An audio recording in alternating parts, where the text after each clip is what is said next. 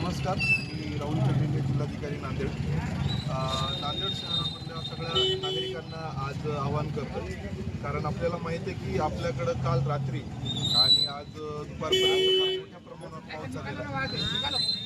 आजचा जरी आपला पाऊस थांबला असला तरी नाशिक जिल्हा, नगर जिल्हा, छत्रपती संभाजीनगर, जालना या सगळ्या वरच्या पट्ट्यामध्ये पाऊस होतो आहे. आणि हा सगळा जो विसर्ग आहे तो आपल्याला गोदावरीमध्ये येणार आहे. आणि आता जे इरिगेशन विभागाचे जे आकडे आहेत त्यामध्ये हा विसर्ग 3-3.25 लाखापर्यंत जाऊ शकतो. एवढा विसर्ग आत्तापर्यंत आपण कधीच केलेला नाही आहे.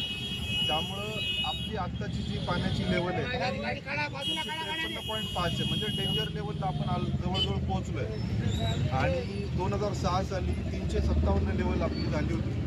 इरिगेशन विभागाच्या रिपोर्टप्रमाणे उद्या सकाळी 8 वाजता 355, म्हणजे डेंजर लेवलपेक्षाही 1 मीटर जास्त आपली हाईट होणार आहे. माझ्या सर्व नागरिकांना, नांदेडकरांना आव्हान आहे की जे नेहमीच्या आपल्या नदी पात्रा शेजारचे जे रहिवासी आहेत त्यांनी महापालिकेच्या निवारा केंद्रात किंवा अन्य सुरक्षित ठिकाणी शिफ्ट व्हावं. आपल्याला आज रात्रीमध्ये आपल्यासाठी फार क्रिटिकल वेळ आहे, कारण रात्रीमध्ये जर पाणी आलं तर आपल्याला वेळ मिळणार नाही.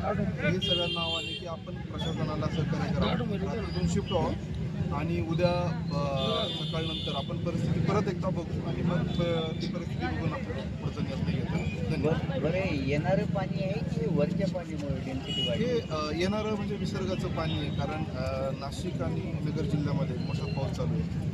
आता हे कंट्रोल्ड कॅचमेंट आणि अनकंट्रोल्ड जो कॅचमेंट आहे हे सगळंच पाणी आपल्याला येणार आहे. आपलं विष्णुपुरी धरण आता फुल झालेलं आहे. त्यामध्ये आपण जे काय पॉकेट तयार केलं होतं सगळं भरलेलं आहे. आता आपल्याला साठवायला जागा नाही, आपल्याला पाणी सोडणंच भाग आहे. आणि जेव्हा आपला इनफ्लो हा इतक्या मोठ्या प्रमाणावर होणार आहे तर आपलं डिस्चार्ज पण तेवढाच मोठा राहणार आहे. आपण बघितलं की आपला 2.80-86 मध्ये आपला नावघाट वगैरे पाण्याखाली गेलेलं आहे. काही ठिकाणी पाणी ऑलरेडी आलेलं आहे. जर तो 3-3.25 लाखापर्यंत गेला तर 100% ही डेंजर लेवल क्रॉस होऊन 355 लेवल उद्या सकाळी होणार आहे. त्यामुळे आपल्याला कुठल्या परिस्थितीमध्ये शिफ्टिंग करणं तात्काळ भाग आहे. धन्यवाद.